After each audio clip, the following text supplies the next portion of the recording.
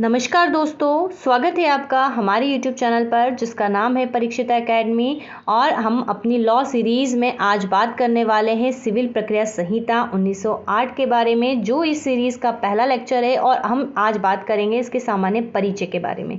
Civil प्रक्रिया संहिता जिसे हम बोलते हैं सिविल प्रोसीजर कोड, ठीक है, सिविल प्रोसीजर कोड बोलते हैं और इसीलिए हम इसे शॉर्ट में सीपीसी भी कहते हैं। तो सीपीसी अपने आप में काफ़ी इंपॉर्टेंट एक एक्ट है। और अगर हम बात करें आईपीसी, क्रिमिनल पेनल कोड और एविडेंस एक्ट की, तो ये और सीपीसी, ये सभी जो है टॉप 4 एक्ट होते हैं जिसके बारे में हमें याद होना ही चाहिए, क्योंकि कोड की मैक्सिमम जो कार्रवाई है वो इसी के तहत संचालित होती है, इसलिए उसका महत्वपूर्ण पार्ट है। और इसीलिए हम यहाँ पर इसकी सीरीज़ को जो है काफ़ी डिटेल में बात करेंगे। तो अगर आप लॉ एस्पिरेंट्स हैं तो हम यहाँ पर एजुकेशन पर्पज से इस सीरीज़ को लेकर आ रहे हैं। तो यहाँ पर हम सीपीसी की तमाम बात, जनरल चीज़ें आज डिस्कस करने वाले हैं कि क्या कुछ है इसके बारे में, इसकी हिस्ट्री को देखेंगे। चलिए तो स्टार्ट करते हैं। तो अगर आप हमारे चैनल पर नए हैं तो चैनल को सब्सक्राइब करें, वीडियो पसंद आता है तो इसे लाइक शेयर करें और अपने कुछ सुझाव दे सकते हैं इसे और बेहतर बनाने के लिए। तो अगर हम बात करें तो सिविल प्रक्रिया संहिता जो है हमारा, जो आज का मुख्य कोड है सीपीसी, ये क्या है, एक प्रक्रिया विधि है। अब प्रक्रिया विधि की बात करें तो ये क्या होता है, तो एक्चुअल में जो कुछ एक्ट पारित होते हैं उनमें से कुछ होते हैं मौलिक, यानी कि इसको हम बोलते हैं सारभूत, और कुछ होते हैं प्रक्रिया। तो मौलिक या सारभूत में क्या होता है, जिसमें अधिकार एवं कर्तव्य को परिभाषित किया जाता है। ओके, जिसमें क्या है, अधिकार और कर्तव्य को परिभाषित किया जाता है, उसकी विवेचना की जाती है। जैसे इंडियन पिनल कोड कि अगर आप ऐसा करोगे वैसा करोगे तो ऐसा हो जाएगा, अगर आपके साथ कोई ऐसा करता है वैसा करो तो इस सेक्शन में उसके ऊपर धारा जो है उसके ऊपर एफआईआर कर दो। तो यहाँ पर वो मौलिक या सारभूत है। बल्कि प्रक्रिया विधि क्या होती है, जो मौलिक विधि को प्रवृत्त करने की प्रक्रिया बताती है, अर्थात कि यह कार्रवाई कैसे होगी, अगर कोई क्राइम करता है तो उसके ऊपर किस प्रकार से कार्रवाई होगी, कैसे संचालित होगी। तो जो प्रक्रिया प्रोसीजर होती है वो होती है प्रक्रिया के अंतर्गत। तो सिंपल सी बात है, विधि 2 प्रकार की होती है, मौलिक या सारभूत विधि और प्रक्रिया विधि। तो हमारा जो सीपीसी है वो किसके अंतर्गत आता है, प्रोसीजर प्रक्रिया के अंतर्गत आता है। अर्थात यहाँ पर सीपीसी के अंदर हमें क्या देखने को मिलता है, ये देखने को मिलता है कि सीपीसी क्या है, सीपीसी है एक प्रक्रिया विधि, अर्थात कि जो सिविल केस होते हैं उसकी कार्रवाई किस प्रकार से संचालित होगी वो हमें सीपीसी में देखने को मिलेगा। ठीक है, तो यहाँ पर इंपॉर्टेंट चीज़ थी। हम सीपीसी क्या होता है उसको अभी आगे और डिस्कस करेंगे। तो हम सीपीसी का जो 1908 है, इसके पहले जो इसका आधार था, स्तंभ था, इसका इतिहास की हम यहाँ पर चर्चा करेंगे। तो सीपीसी की अगर हम बात करें तो भारत में वास्तविक रूप से जो सीपीसी है, इसको सीपीसी को हम सिविल प्रोसीजर भी बोल सकते हैं। हम इसके कुछ पर्यायवाची नाम की चर्चा कर लेते हैं। सिविल प्रक्रिया संहिता भी इसे कहा जाता है, या इसे व्यवहार प्रक्रिया संहिता भी कहा जाता है, और इसे दीवानी प्रक्रिया संहिता भी कहा जाता है। तो ये तीनों नाम को आपको ध्यान रखना है, जो कहीं ना कहीं पर पर्यायवाची के तौर पर इस्तेमाल होंगे, बट हम इसे इंग्लिश के तौर पर ही याद करते हैं। जो सिविल प्रोसीजर कोड है उसी के तहत इसकी बात करते हैं। तो भारत में बात करें तो वास्तविक रूप से जो है अस्त व्यस्त थी, लेकिन इसका वास्तविक रूप आता है 1859 में, जब चार्ल्स वुड के जो है सहयोग से इसे लागू किया जाता है। ठीक है, जैसे कि इसके पहले क्या था, तो इसके पहले जो है अलग अलग प्रकार की जो है व्यवहार प्रक्रिया जो है अस्तित्व में थी। जैसे बंगाल में उस समय हम बात करें तो 9 प्रकार की व्यवहार प्रक्रिया संहिता जो है इस्तेमाल की जाती थी। तो अलग अलग प्रकार से सभी चीज़ों का क्या है, निर्वचन किया जाता था। तो चार्ल्स वुड ने इसे समायोजित करा और द्वितीय जो विधि आयोग है उसको उसके रिकमेंडेशन पर एक संहिता तैयार की और जिसे लागू किया गया। कब, 1859 में। तो पहली जो सीपीसी लागू हुई कब हुई, 1859 में लागू हुई। लेकिन यह भी क्या है, संपूर्ण भारत पर उस समय लागू नहीं होता था, क्योंकि हमें पता है राजाओं के राज चलते थे, अंग्रेजों के भी अलग अलग प्रेसिडेंशियल वगैरह होते थे। तो यहाँ पर ये क्या है, उस समय जो प्रेसिडेंसी नगर के सुप्रीम कोर्ट है वो प्रेसिडेंसी लघु न्यायालयों पर लागू नहीं होती थी। ठीक है, और 1862 में तो ये हुआ कि सर्वोच्च न्यायालय में सदर दीवानी अदालतें भी समाप्त हो गई, संहिता को क्या है, हाईकोर्ट पर लागू करा, यानी कि 1862 में से हाईकोर्ट पर लागू किया गया, क्योंकि तभी हाईकोर्ट एक्ट आया हुआ था। तो सीपीसी की अगर हम बात करें तो 1859 में यहीं तक हुआ था। इसके बाद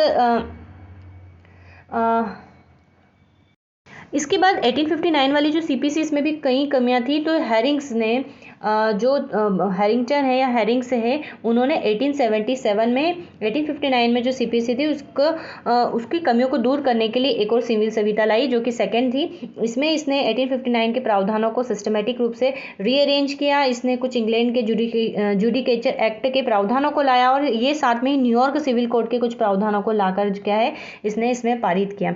इसके बाद जो है हालांकि इसमें भी कमियां आई, तो फिर 1882 में तीसरी व्यवहार प्रक्रिया संहिता जो है अस्तित्व में आई और इसमें भी कई कमियां हुई। इससे अनेक बार संशोधित करा और फाइनली 1908 में जो है संहिता पारित की गई, जो आज भी हमारे सामने भैया 2024-25 में भी हम पढ़ रहे हैं, ठीक है, देखने को मिलती है, अस्तित्व में, और यही जो है लागू है। तो 1908 की सीपीसी से पहले 3 सीपीसी थी, आपको सन याद रखना, स्पेसिफिक इतना कुछ नहीं। हालांकि 1908 वाली सीपीसी में भी 2-3 बार संशोधन हो चुके हैं। एक बार 1974 में संशोधन विधेयक आया था जो पारित हुआ था और 1977 में लागू हुआ। तो कहीं पर आपको ये मिलेगा देखने को, कहीं पे ये मिलेगा। तो 1977 या 76 का संशोधन, 1999 का संशोधन और 2002 के संशोधन के बाद आज हम वर्तमान में सीपीसी को देख रहे हैं। तो मुख्य रूप से 1908 वाली ही है, मुख्य रूप से 1908 वाली है, लेकिन किसी में 1900 मतलब किसी प्रावधानों में, धाराओं में या अनुसूची में जो है 1999 2002 के संशोधन को लागू करा। तो जब हम आगे सीपीसी समझेंगे तो हम इनके संशोधनों सहित ही इसके बारे में बात करने वाले हैं। तो ये इसकी हिस्ट्री है जो जनरली आपको याद होना चाहिए। अगर हम बात करें इसके उद्देश्य की, तो भारत के जो दीवानी न्यायालय में अनुसरण की जाने वाली प्रक्रिया है उससे संबंधित विधि को समेकित व संशोधित करने का ये जो है कार्य करती है। अब सबसे पहली बात, जब हम सीपीसी पढ़ रहे हैं तो हमें यहाँ पर सिविल केस और क्रिमिनल केस के बारे में पता होना चाहिए। हमने आपको पहले ही आगे बताया कि सिविल को व्यवहार या दीवानिया जो है न्याय संहिता भी कहते हैं। तो दीवानी यानी कि सिविल की बात हो गई। तो सिविल केस या क्रिमिनल केस क्या होते हैं? तो जो भी केस हम आ जाते हैं डायरेक्ट हिंसा पर, तो जो भी मारपीट से जुड़े हुए केस होते हैं, रेप से जुड़े हुए केस होते हैं, यानी बहुत ज़्यादा हिंसात्मक होते हैं, वो सभी क्रिमिनल केस में आते हैं। और इसके अलावा कुछ केसेस जो अधिकार से, दायित्व से जुड़े होते हैं, जैसे ज़मीन विवाद हो गया, विवाह वगैरह, तलाक वगैरह के जो डिस्प्यूट आ गए, तो वो सिविल केस होते हैं, ठीक है, यानी कि सिविल में हम यहाँ पर अधिकार मांगते हैं। तो इस प्रकार से जो इस प्रकार के केस होते हैं सिविल केस में जो है इसके अनुसरण किस प्रकार से किया जाएगा, वो प्रक्रिया का क्या है, समेकित और संशोधित करना इसका प्रमुख उद्देश्य है। और विशेष क्षेत्र की बात करें तो ये भारत में संपूर्ण जो है सिविल कोर्ट में लागू है, पूरे भारत में लागू है। विशेष, हालांकि नागालैंड वगैरह कुछ एक्सेप्शनल है, वो खैर सेक्शन 1 का पार्ट है। तो विशेष स्थानीय विधि को प्रभावित नहीं करती है, किसी भी विधि को प्रभावित नहीं करती है, ठीक है। और दीवानी प्रक्रिया संहिता तथा किसी विशेष विधि के बीच अगर मतभेद होता है तो पश्चातवर्ती जो विधि है वो पूर्ववर्ती पर क्या होगी, प्रभावी होगी। यहाँ पर हमें याद रखना है, संहिता की योजना की हम बात करें तो सीपीसी के बेसिकली 2 पार्ट्स होते हैं। एक को हम बोलते हैं निकाय और दूसरे को हम बोलते हैं अनुसूची। जो निकाय है इसमें कुल 11 भाग में ये बना हुआ है, ठीक है, 11 भाग में डिवाइड है और इसमें टोटल है 158 धाराएं जो हमें पढ़ना है। और दूसरा जो भाग है वो है अनुसूची का, जिसमें 51 आदेश है और नियम है। एक्चुअल में जो 51 आदेश है इसी के तहत कुछ नियम दे के रखे हुए हैं। तो इस प्रकार से अगर हम नियम को देखें तो बहुत सारे हैं, तो पर्टिकुलर जो भी आदेश होंगे वहां पर इसकी स्थिति जो है स्पष्ट होती जाएगी। तो प्रथम भाग में वर्णित धारा जो है सामान्य सिद्धांतों का प्रतिपादन करती है कि सिविल दीवानी प्रक्रिया संहिता को किस प्रकार से संचालित किया जाएगा। तो उस प्रकार के सामान्य चीजों को जो है प्रदर्शित करती है और क्षेत्राधिकार जो है उसका सृजन करती है। जबकि जो सेकंड भाग है वो क्या करता है, जो पहला वाला पार्ट है उसकी प्रक्रिया एवं रीति का उल्लेख करता है, ठीक है। जैसे धारा 26 में दे रखा है कि अगर हमें सिविल केस को लाना है कोर्ट में तो हमको एक वाद पत्र प्रस्तुत करना है। अब वो किस प्रकार से लाया जाएगा, उसका प्रारूप क्या होगा, पक्षकारों का संयोजन कैसे किया जाएगा, जो है पक्षकार तथा वाद हेतु का संयोजन कैसे किया जाएगा, इसके बारे में हमको कहाँ पर देखने को मिलेगा, तो हमें भाग 2 में देखने को मिलेगा। इसी प्रकार धारा 27 में है कि जब दावा विधिवत संस्थित कर दिया जाए तो प्रतिवादी को समन जारी किया जाना चाहिए। तो समन क्या होगा, प्रारूप कैसा होगा, कैसे जारी किया जाएगा, कैसे उसकी सर्विसिंग यानी कि तामीली की जाएगी, वो सारी चीज़ें हमें किस में मिलेगा, पार्ट 2 में देखने को मिलेगी। तो सिंपल सी बात है, जो आदेश होते हैं वो क्या करते हैं, प्रक्रिया एवं रीति का उल्लेख करते हैं। और भाग 1 में जो सेक्शन है वो सिद्धांत और क्षेत्राधिकार का निर्माण करते हैं। तो हमें यहाँ पर ये बातें इतनी याद रखनी है।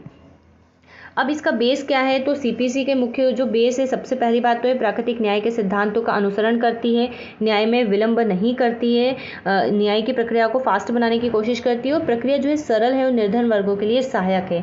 अब संहिता की जो विषय वस्तु है वो संविधान की समवर्ती सूची का पार्ट है, अर्थात जिस पर केंद्र और राज्य दोनों विधान बना सकते हैं। इसकी संहिता के प्रथम जो है भारतीय प्रावधानों में संशोधन राज्य के विधानमंडल संशोधन कर सकते हैं, परंतु दूसरा भाग जो है जो नियमावली से अर्थात आदेश से जुड़ा हुआ 51 आदेश से, उसमें जो है राज्य के हाईकोर्ट भी उसमें संशोधन कर सकते हैं। तो ये स्पेशल चीज़ें आपको याद रखना है कि जो धारा है उसमें तो संसद या राज्य विधानमंडल संशोधन कर सकता है, लेकिन धारा जो सेकंड वाला पार्ट है जिसमें आदेश है उसमें हाईकोर्ट भी संशोधन कर सकते हैं। तो ये चीज़ें हमें याद रखनी है। अब यहाँ पर इसकी विशेषताएं है, तो इसमें जो है प्रणाली का सिद्धांत लागू होता है। इसमें एक हाईकोर्ट से दूसरे हाईकोर्ट में वादों का जो है ट्रांसफ़र हो सकता है। जो व्यावसायिक समव्यवहार है उसमें आज्ञप्ति के पश्चातवर्ती काल के लिए ब्याज दर की वृद्धि कर दी गई है और जो सभी वेतनभोगी कर्मचारी है उसके वेतन को कुर्क किए जाने के संबंध में संरक्षण प्रदान किया गया है। इसके अलावा बहुत सारे और भी विशेषताएं हैं कि सरकार के विरुद्ध अगर वाद संस्थित करने के लिए उपबंधित धारा जो 80 है में एक महत्वपूर्ण परिवर्तन किया गया है। लघुवाद न्यायालयों द्वारा संज्ञेय होने वाले वादों की आज्ञप्ति के विरुद्ध अपील तब तक नहीं की जाएगी जब तक उसकी मूल्य वस्तु जो है 3000 रुपये से अधिक ना हो। इस प्रकार के प्रावधान किए गए हैं। दूसरी अपील का प्रावधान किया गया है। तो इस प्रकार से कई जो है इसकी विशेषता है। तो 1999 में भी संशोधन हुआ है। हमने आपको बताया स्टार्टिंग में कि 3 जो है मुख्य संशोधन पारित हुए 1976 में, जो कभी कभी 77 लिखा होगा किसी बुक में, 1999 में, 2002 में। तो यहाँ पर हम जो है स्थगन वगैरह बहुत सारी इंपॉर्टेंट चीज़ है कि 1999 में जो संशोधन हुए थे,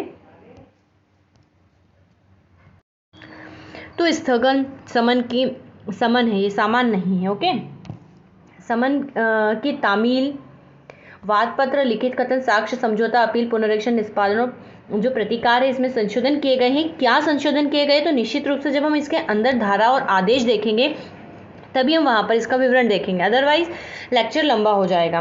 ठीक है, और इसी प्रकार जो 2002 में संशोधन किए गए हैं इसके बारे में भी हम जो हैं पर्टिकुलर जब हम सेक्शन धारा पढ़ेंगे उसी के अंतर्गत इसको भी हम देखते रहेंगे, क्योंकि हमें ये इंपॉर्टेंट नहीं कि क्या संशोधन हुआ है, वर्तमान में सीपीसी किस प्रकार से काम कर रहा है, हमारे लिए ये जानना काफ़ी ज़रूरी है। तो आज का वीडियो इतना ही। आई थिंक आपको समझ में आएगा। हमने बेस बनाने की कोशिश की है कि जो है क्या इसके जो सिद्धांत है और ये किस प्रकार से काम करेगा। देन इसके बाद हम अब स्टार्ट करेंगे सेक्शंस और आदेश के सहित सीपीसी के मुख्य प्रावधानों को समझने की कोशिश करेंगे। तो आज का हमारा वीडियो यहीं तक। बताइएगा वीडियो आपको कैसा लगा। अच्छा लगा हो तो चैनल को लाइक शेयर सब्सक्राइब ज़रूर करें। Thanks for watching and have a nice day.